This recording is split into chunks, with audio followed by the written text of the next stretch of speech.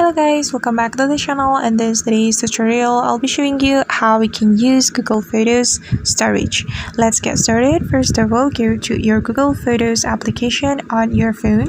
Then you can choose the Google account that you want to use for your storage. You can click on this button at the top right corner of your screen. And then just select the account right here. You can click on this option to choose the account, and after that we can click on photo settings. It's over here. Then just click on backup right here and make sure that you activate the backup by clicking on this toggle button. Alright, and we can customize this setting. We can choose the backup device folder. Just tap on it and choose the folder that you want to back up, and you can click on this toggle button to choose the folder. After that, we can go back to the preview section and we can set the backup quality by clicking on the backup quality option right here.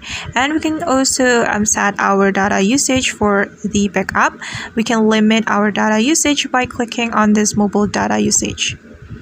Okay guys, and that's how we can use Google Photos storage. I hope this video will be useful for you.